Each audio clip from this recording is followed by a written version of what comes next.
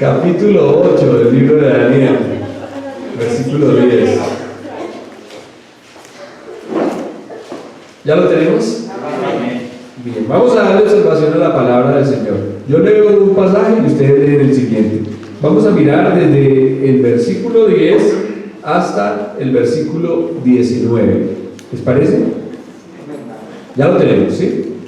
Listo. Vamos a darle observación entonces a la palabra del Señor.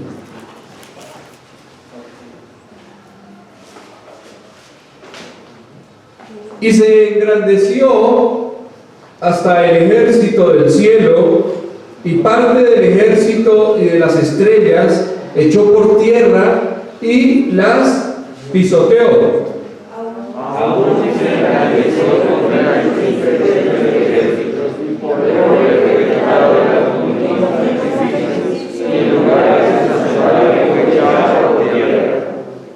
Y a causa de la prevaricación le fue entregado el ejército junto con el continuo sacrificio, y echó por tierra la verdad e hizo cuanto quiso y prosperó. Entonces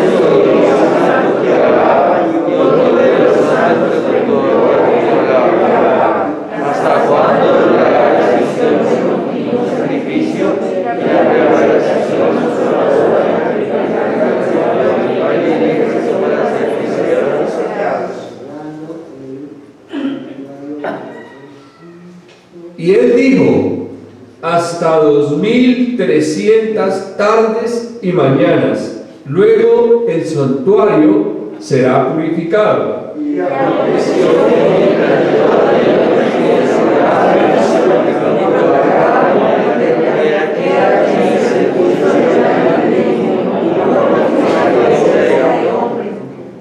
Y oí una voz de hombre entre las riberas del río Ulai, que gritó y dijo: Gabriel, enseña a este la visión. Vino luego cerca de donde yo estaba y consumía la sombra de los ojos. Pero él me dijo: entiende, hijo de hombre, porque la visión para el tiempo del fin. Mientras él hablaba conmigo, caí dormido en tierra sobre mi rostro, y él me tocó y me hizo estar en pie. Y dijo: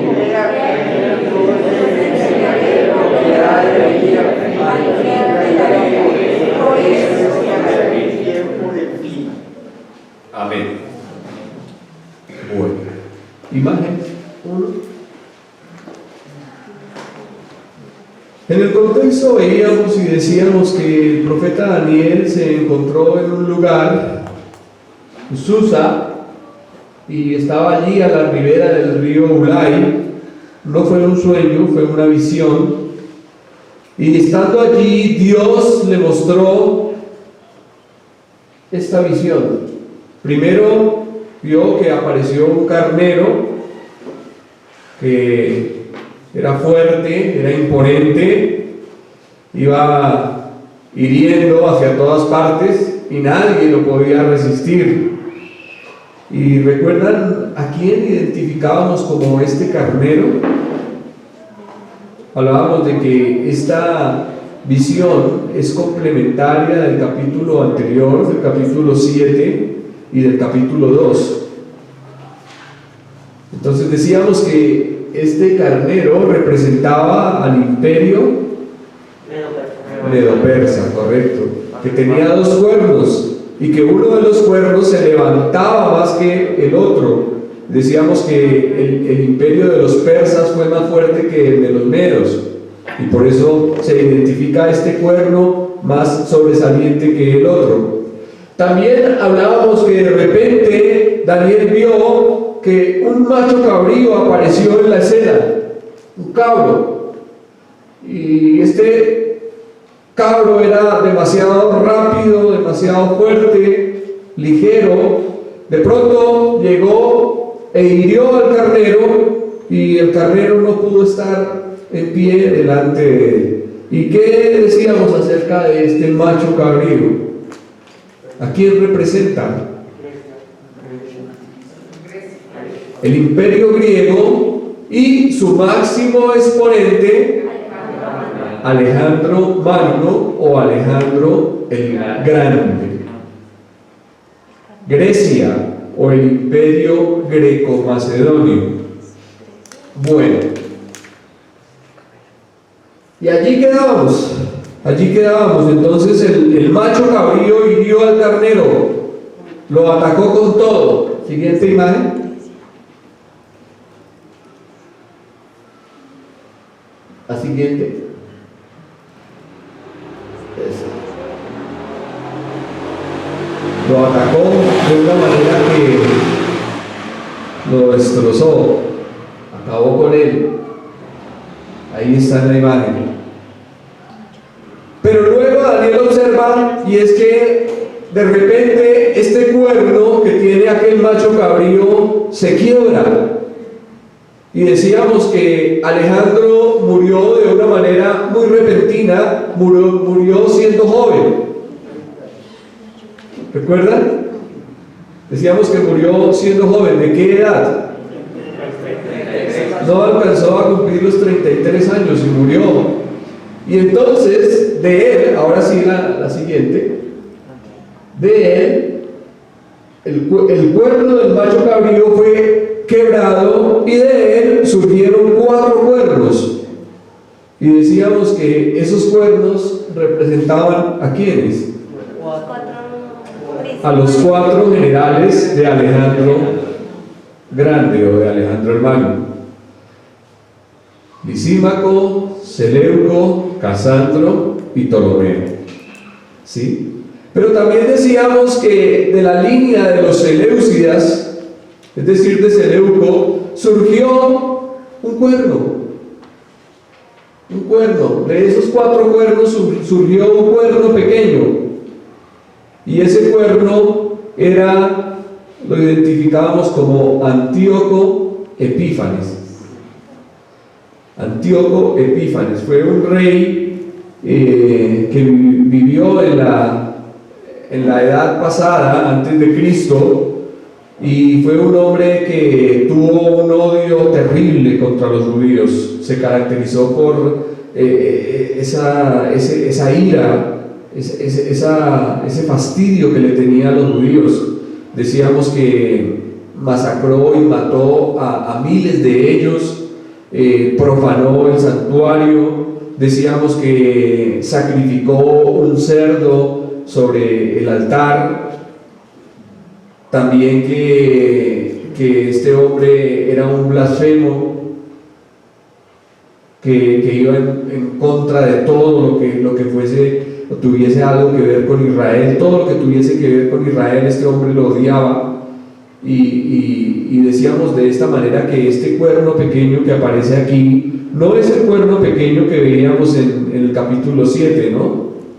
Porque el cuerno pequeño del capítulo 7 que aparece en medio de los 10 cuernos de la bestia espantosa y terrible representa al anticristo, ¿sí? Pero este cuerno es un tipo de anticristo, es un molde, es un precursor, podemos decirlo.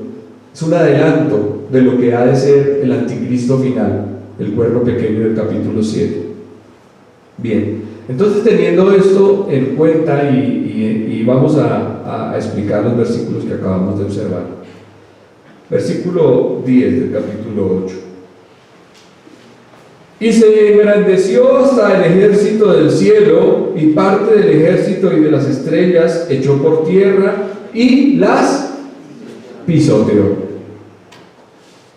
Entonces estamos hablando de este cuerno pequeño que surgió en la cabeza del macho cabrío, ¿sí? Que fue quebrado su cuerno grande, pero surgieron 4 cuernos, como ya lo dije, y este cuerno pequeño es llamado Antíoco Epífanes. ¿Recuerdan qué significa la palabra Epífanes? Yo lo decía el domingo anterior.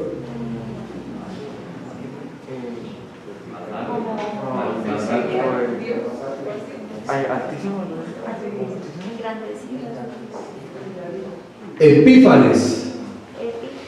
Por encima de Dios. Sí, epi sobre. Y fanes viene de fanía o manifestación. Entonces, al colocarse este nombre, lo que hizo Antíoco fue colocarse al nivel de Dios, ¿sí? Él pensaba o decía ser la máxima manifestación. La máxima manifestación, se creía lo máximo. Se endiosó. Se endiosó. Otra versión dice que fue tan alto lo que llegó a crecer que tocó las estrellas de los cielos y a muchas de ellas derribó y pisoteó. O sea, este hombre recibió un poder y un dominio, llegó a tener tal autoridad que vemos que hizo lo que quiso. Y el texto nos dice ahí que prosperó. Y a pesar de que profanó el santuario, hizo cualquier cantidad de cosas malas, levantó, erigió una estatua de Zeus en el templo, imagínense.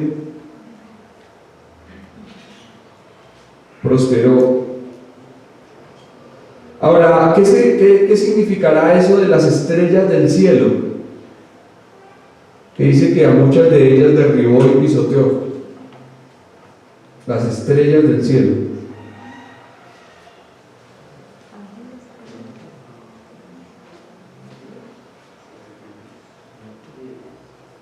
En el contexto del libro, más adelante encontraremos un pasaje que dice: los entendidos resplandecerán como el resplandor del firmamento, y los que enseñan la justicia a la multitud como las estrellas a perpetua eternidad. Entonces, si bien en la Biblia las estrellas simbolizan a los ángeles, porque recuerda que en el libro de Apocalipsis, en el capítulo 12, cuando el dragón arrastró la tercera parte de las estrellas del cielo, se refiere a ángeles, ¿sí? Muchas veces en la Biblia, cuando se habla de estrellas, se refiere a ángeles, pero también aquí puede significar líderes espirituales u hombres de Dios en medio de su pueblo. Es decir, que Antíoco Epífanes hizo con los hombres de Dios lo que quiso. Este hombre se propuso establecer la cultura griega en todo el mundo y convirtió a todos bajo su gobierno a la cultura griega. Quería helenizar el mundo. Y entonces hubo hombres que no permitieron hacerlo en Jerusalén, como los sumos sacerdotes que estaban en ese momento. Uno de ellos fue el sumo sacerdote Onías, a quien Antíoco luego asesinó. Entonces, si había alguien que se oponía a él, ¿qué le ocurría? Lo mataba. Hubo otro hombre llamado el sacerdote Menelao que se unió a él aceptando recompensas y favores, es decir, aceptó la idolatría, aceptó el paganismo, aceptó lo que Antíoco hizo y dejó atrás, olvidó las cosas de Dios. Sin duda los que hicieron esto se trataban de hombres profesantes, no tenían una fe viva ni verdadera en el Dios vivo.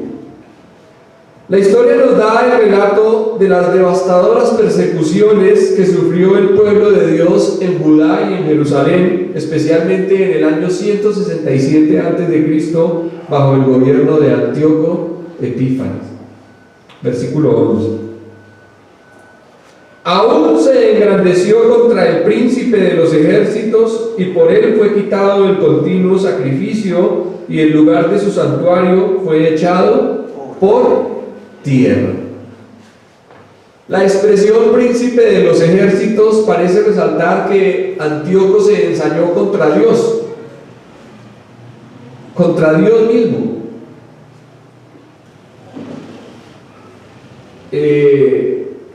En el año 169 a.C., Antíoco penetró arrogantemente en el santuario y tomó el altar de oro Luego envió cartas mediante mensajeros a Jerusalén para profanar el día de reposo y las fiestas solemnes.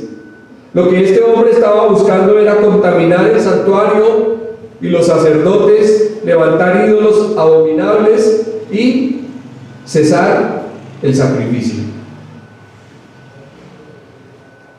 Imagínense, ¿contra quién estaba peleando? Contra Dios. Contra Dios, porque todo esto fue establecido por Dios. Dios fue quien estableció el sistema sacrificial. Dios fue el que ordenó a Israel que guardaran las fiestas solemnes, ¿no? ¿En dónde aparece eso? ¿Dónde dice la Biblia? Acuérdate del día del reposo para santificarlo. Éxodo capítulo 20, los mandamientos. Así es.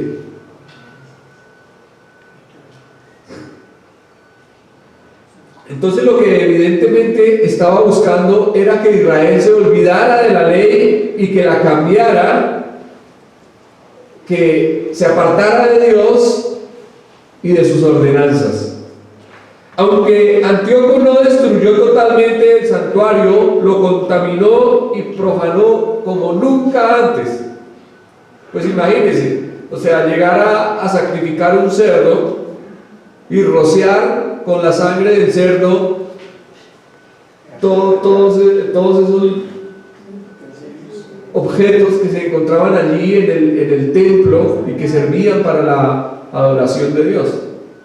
Eso fue algo horrible. Ahora imagínense lo que pudo haber sentido un judío ortodoxo al ver esa semejante profanación. Eso debió haber sido algo terrible. Todas las cosas preciosas y sagradas para el pueblo de Dios fueron pisoteadas por aquel rey inicuo. Epífanes fue un precursor del anticristo, como ya lo dije, un rey blasfemo. Versículo 12. Y a causa de la prevaricación le fue entregado el ejército junto con el continuo sacrificio, y echó por tierra la verdad e hizo cuanto quiso y prosperó. Prevaricar en el sentido bíblico, ¿alguien sabe qué es? ¿Qué significa prevaricar? Transgredir la ley. ¿Cómo, mi hermano? Transgredir la ley. ¿Transgredir? No precisamente. Prevaricar.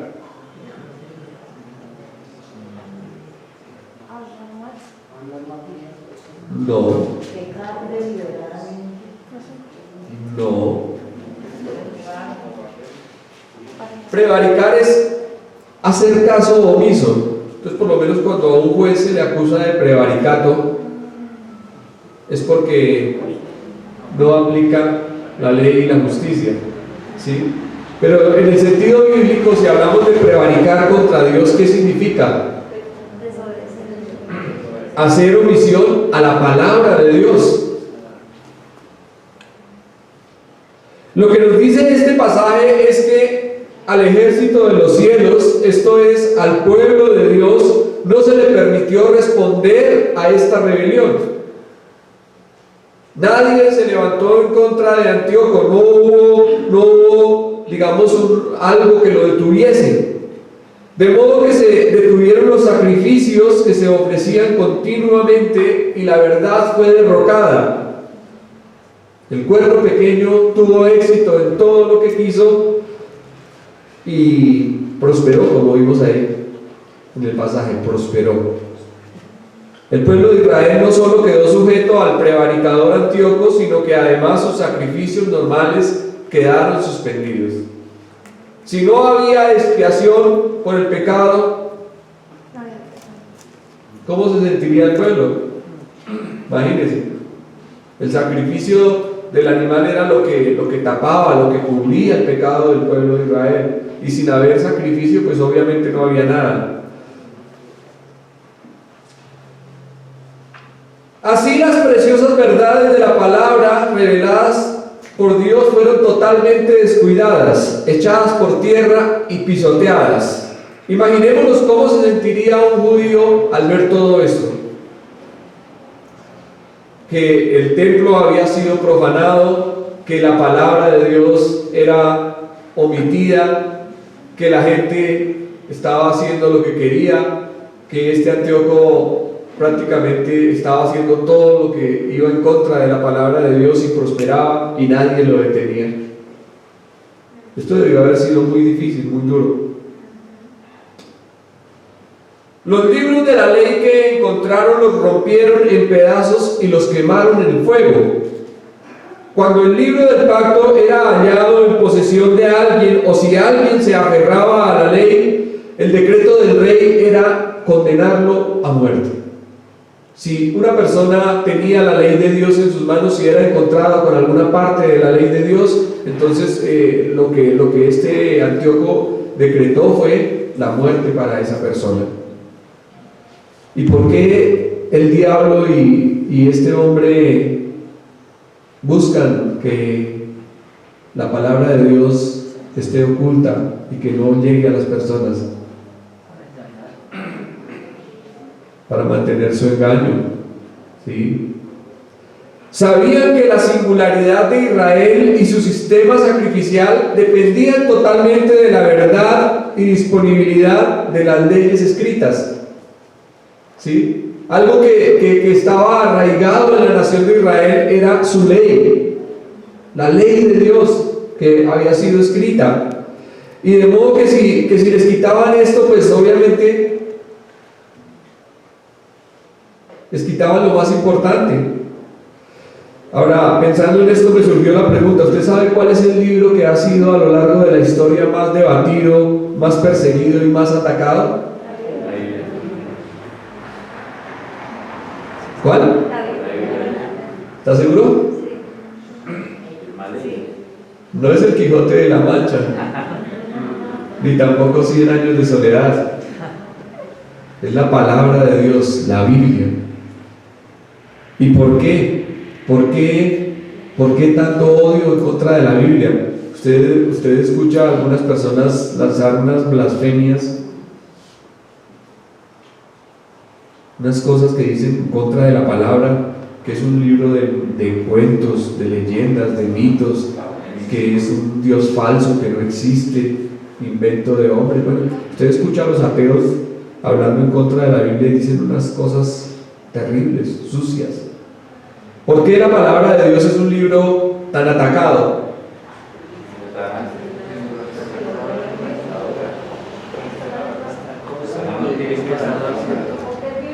¿Alguien por ahí lo dijo? Porque es la verdad. Porque es la verdad. La palabra de Dios es atacada y es perseguida, es porque es la verdad. Muchos podrían pensar que los libros más atacados han sido los de economía, los de ciencia o los de política, pero no, el libro más perseguido durante toda la historia ha sido la Biblia. Por siglos se ha buscado evitar que su contenido llegue a toda la gente y se ha matado a quienes trabajaron en traducirla. Un caso emblemático es el de un hombre llamado William Tyndale, que trabajó en traducir la Biblia al idioma inglés. Y este hombre fue perseguido, tuvo que salir de su país, tuvo que atravesar muchas cosas para poder finalmente entregar la Biblia en inglés. Imagínese el clero de su época, la persecución que desató contra él. Y es que si algo ha tenido la religión o si por algo se ha destacado es porque la gente no conozca la verdad.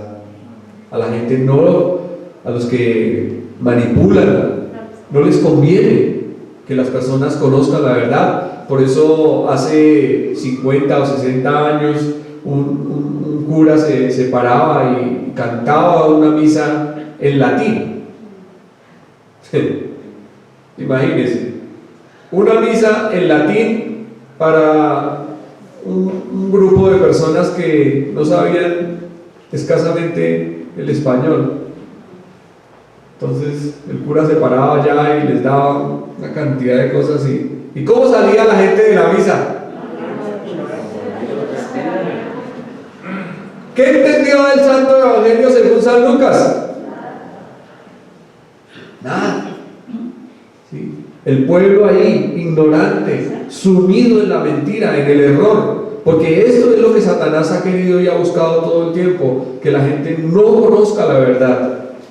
¿Y por qué también? ¿Por qué más podemos decir que Satanás no quiere que las personas conozcan la palabra de Dios? Son reconciliados con Dios. Sí, porque son palabras de vida, porque nos llevan a reconciliarnos con Dios por medio de Cristo Jesús, porque en ella encontramos la salvación de nuestras almas, y el adversario desea es que la gente se pierda, que estén en el reino de las tinieblas, que no lleguen al conocimiento de la verdad. ¿Cuántos tienen sueño? Uy, están despiertos. Esto es historia. Yo sé que es pesado lo que estamos viendo en esta mañana. Son datos históricos fuertes y pues la historia no es que digamos sea tan fácil de explicar ni de digerir, ¿no? Pongan cuidado lo que encontré. Muchos creen que el contenido de la Biblia es anticuado y que favorece el control de las masas. Pero si esto fuese así, los que dominan hubiesen buscado difundirla en lugar de prohibirla. Si el contenido de la Biblia ayudara al control de las masas, entonces los que tienen los hilos del poder y los que controlan el mundo estarían difundiéndola y no prohibiéndola. Pero la prohibieron porque sus letras no solo traen esperanza a los corazones que la leen, sino también redención al alma que halla a Jesucristo. Y por eso la palabra de Dios ha sido tan atacada. En muchos lugares todavía los hermanos tienen que romper las hojas de sus Biblias y pasarlas para que cada uno pueda leer una parte y de esa forma todos participen de la palabra de Dios. Nosotros tenemos libertad en nuestro país. Llegamos a tener hasta 8 o 10 Biblias entre nuestras bibliotecas, diferentes versiones, traducciones, colores, letras, tamaños. Tenemos Biblia de bolsillo, tenemos Biblia en el celular, tenemos la Biblia por todas partes. Y sin embargo, mire usted cuán poco aprovechamos esos recursos. Ya hay bibliotecas en donde usted puede ir a los idiomas originales y saber lo que significa la palabra en el hebreo, en el griego. ¿Sí? Muchas cosas, muchos métodos para estudiar la palabra de Dios, pero lamentablemente muchas veces lo que no hay es ganas de hacerlo. Por eso el pueblo de Dios muchas veces se ve sumido en la ignorancia, porque a pesar de que tenemos la libertad, a pesar de que tenemos la palabra de Dios, las personas no tienen la disposición de ir a la palabra y escudriñar la escritura como dice mi hermano. Versículos 13 y 14. Entonces oí a un santo que hablaba y a otro de los santos preguntó a aquel que hablaba: ¿hasta cuándo durará la visión del continuo sacrificio y la prevaricación asoladora, entregando el santuario y el ejército para ser pisoteados? Y él dijo: hasta 2300 tardes y mañanas. Luego el santuario será purificado. Aquí Daniel oyó a 2 ángeles hablando sobre la duración de la horrible prevaricación y profanación del templo, del santuario de Dios y de su pueblo. Entonces la respuesta dada por el ángel es sencillamente hasta 2300 tardes y mañanas. ¿Cuántos son 2300 tardes y mañanas? ¿Cuánto tiempo es? 6 años y 3 meses. 6 años y algunos meses, correcto. un poco más de 6 años. Y ese fue el tiempo exacto transcurrido entre el año 171, cuando Antíoco asesinó al sumo sacerdote, y entre el año 165, cuando el templo fue purificado en los días de Judas Macabeo. Es decir, que esto se cumplió con exactitud. Con exactitud. Fueron algo más de 6 años, 2300 tardes y mañanas. Los judíos celebran una fiesta llamada Hanukkah. ¿Sí la han escuchado? No. Sí. Hanukkah. Hanukkah. Es también conocida como la fiesta de las luminarias o de las luces. Y en esa fiesta se remontan a la época de los macabeos y conmemoran la rededicación del templo en Jerusalén y la independencia judía de los griegos. Entonces, este Hanukkah se remonta a esa época, lo que estamos viendo. Y la tradición habla de un milagro en el que pudo encenderse el candelabro del templo durante 8 días consecutivos con una pequeña cantidad de aceite que solo alcanzaba para uno. Entonces dicen que fue algo milagroso lo que ocurrió allí, porque el candelabro duró encendido durante 8 días solamente con el pequeña porción de aceite que alcanzaba para un día. Y eso fue algo milagroso. Y dio origen a la costumbre de encender el candelabro de 9 brazos llamado Hanukkah. Por otra parte, los adventistas entendieron que esto de los 2300 días se refiere a años. Entonces ellos dijeron, bueno, pues si un día es como 1000 años y 1000 años como un día, entonces entendamos que ahí lo que dice son 2300 años. Y colocaron una fecha desde ese tiempo hasta nuestra actualidad. Les dio el año de 1884. Y ellos dijeron que en el año de 1884 sería la segunda venida de Cristo. Cosa que no ocurrió. No pasó.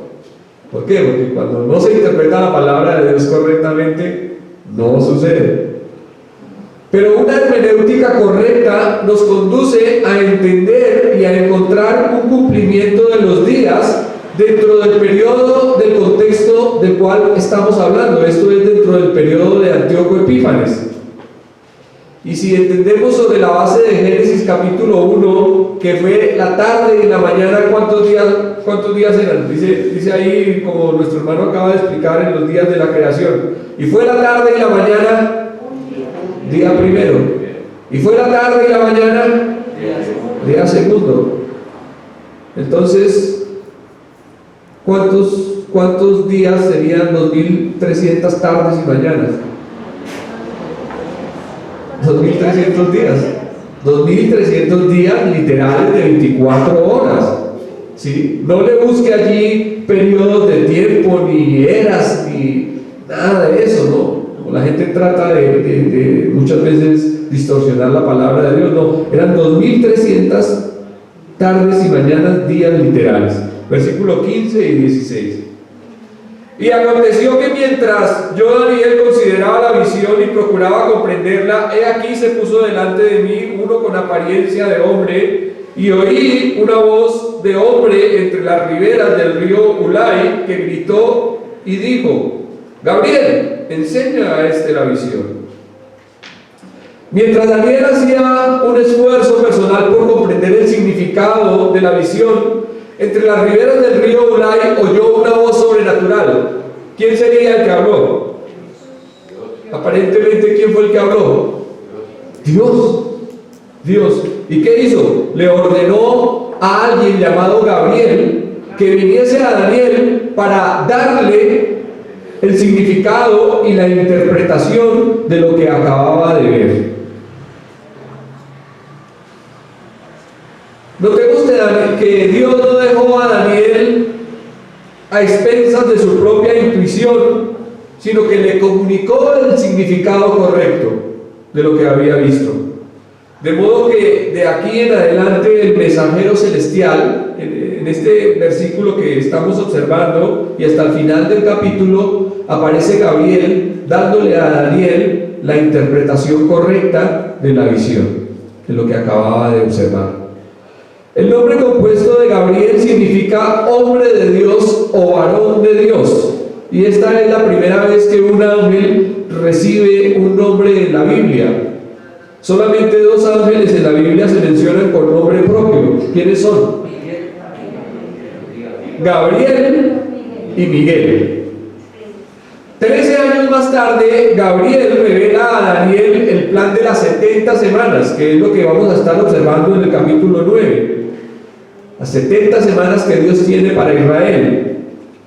Y más de 500 años después de que aparece aquí dando esta revelación a Daniel, aparece nuevamente Gabriel en Jerusalén a un sacerdote llamado Zacarías, anunciándole que tendría a un hijo llamado Juan. También se presenta a sí mismo como uno que está delante de Dios. Y 6 meses más tarde, el mismo Gabriel anunció a María la concepción de Jesús, el Hijo de Dios. Así que primariamente este ángel Gabriel es un ángel de revelación. Es un ángel de revelación. La expresión tiempo del fin puede significar que juntamente con la visión cercana de Antíoco esté la figura de un destructor futuro. ¿Quién será? ¿Quién será el cuerno pequeño que aparecerá al fin de los tiempos? El anticristo, correcto. Versículo 17 y 19. Vino luego cerca de donde yo estaba, y con su venida me asombré y me postré sobre mi rostro, pero él me dijo: entiende, hijo de hombre, porque la visión es para el tiempo del fin. Mientras él hablaba conmigo, caí dormido en tierra sobre mi rostro, y él me tocó y me hizo estar en pie, y dijo: he aquí, yo te enseñaré lo que ha de venir al fin de la ira, porque esto es para el tiempo del fin. El término hijo de hombre frecuentemente es utilizado con respecto a Ezequiel en la Biblia, pero ahora se emplea para Daniel. ¿Y qué nos querrá decir eso de hijo de hombre? ¿Qué hablará? Cristo. Dígame Cristo. Bueno, Cristo es el hijo del hombre por el título propio de él, ¿no? Pero el título de hijo de hombre con respecto a Daniel, su humanidad, que se trataba de un simple mortal, de un mero ser humano, alguien con limitaciones para aprender la magnitud de la maravillosa persona de Dios y los propósitos de él para con su pueblo Israel. O sea, Daniel era un hombre muy sabio, era un tremendo siervo de Dios, como lo hemos visto a lo largo de todo el estudio. Era alguien muy especial, pero sin embargo era también un hombre limitado. Mire lo que le ocurrió ahí, según lo que acabamos de ver en estos versículos. ¿Qué le pasó? Cayó en tierra. O sea, la visión fue tan fuerte que prácticamente casi que lo tumba.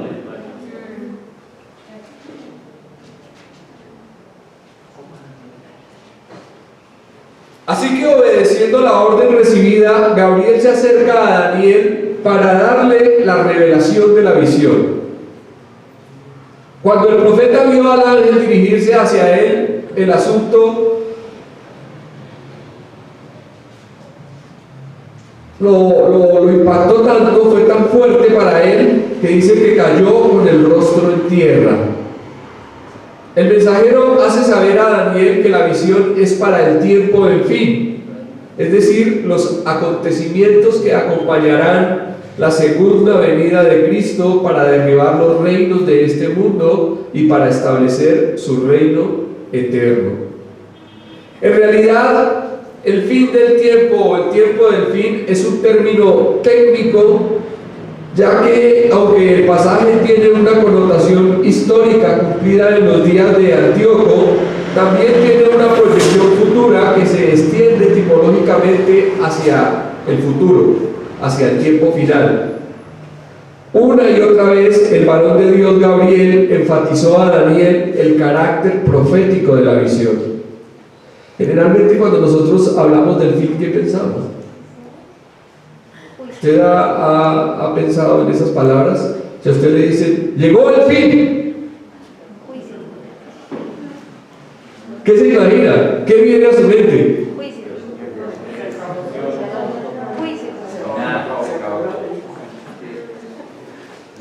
Generalmente cuando hablamos de eso tenemos la idea que nos vende el cine, ¿sí? Que se trata de la terminación de la vida y de todas las cosas, que todo se va a acabar, que todo va a llegar a su final. Pero realmente en la Biblia, cuando se habla del tiempo del fin, no es esto, y debemos de entenderlo. El tiempo del fin en la Biblia es solamente el comienzo de una edad gloriosa, ¿sí?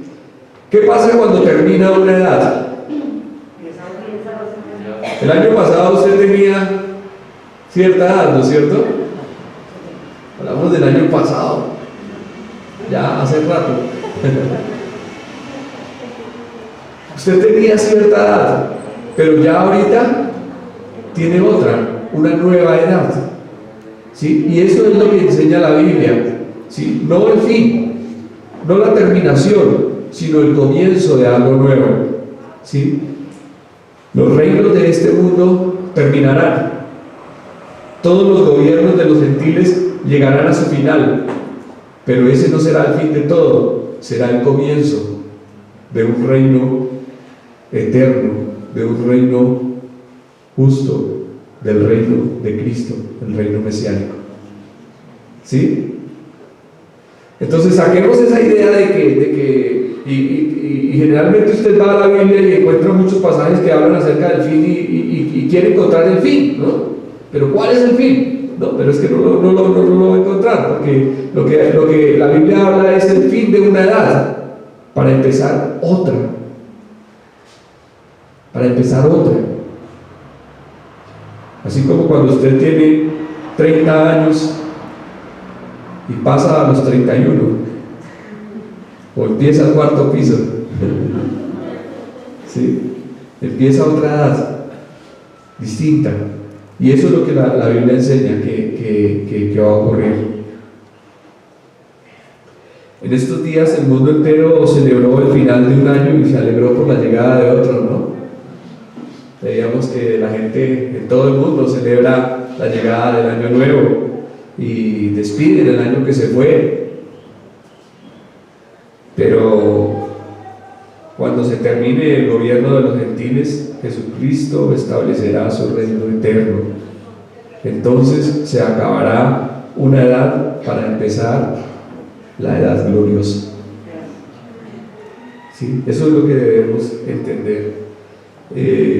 Tal vez nosotros, al mirar las condiciones actuales del mundo, uno se llena de incertidumbre. Bueno, ¿qué va a pasar con la humanidad? Mire, ya llevamos más de 2 años enfrentando un virus que ha matado a cuánta gente. Y esto no es la gran tribulación. No se preocupe que esta no es la gran tribulación. Tampoco es el cumplimiento definitivo de lo que el Señor profetizó en Mateo capítulo 24 y 25. No, es solamente el comienzo. Es apenas el panorama mundial se está alistando para lo que viene. Pero uno mira las noticias, uno mira el mundo y uno dice: Señor, es terrible todo lo que pasa. Cuánta muerte, cuánta injusticia, cuánta hambre, cuánta desigualdad, cuántas cosas malas. si nos dejamos impactar por lo que nos dicen las noticias, seguramente vamos a estar desesperanzados, ¿no es cierto? Y vamos a entrar en un shock emocional. Si creemos a lo que dicen los científicos, si creemos a lo que dicen los políticos, si creemos lo que dice la gente del mundo, vamos a estar muy mal. Pero si creemos lo que Dios dice en su palabra, tenemos una seguridad bendita y eterna. Y debemos estar contentos y agradecidos porque nuestro Dios es eterno. Dice la palabra, Él es nuestro Dios eternamente y para siempre, y Él nos guiará aún más allá de la muerte. ¿Sí? El Dios de la historia, del pasado, el Dios de la era antes de Cristo, que le mostró al profeta Daniel lo que iba a suceder para el tiempo del fin, es el mismo Dios que está con nosotros, es el mismo Dios que nos ha dado su palabra, que ha enviado a su Hijo para salvarnos. Es el Dios que controla las edades, que controla todo el tiempo, que nada se escapa de su autoridad, de su poder ni de su soberana voluntad. En Él podemos tener una esperanza plena, en Él podemos confiar. Mire usted cómo Dios ha cumplido todo lo que ha dicho.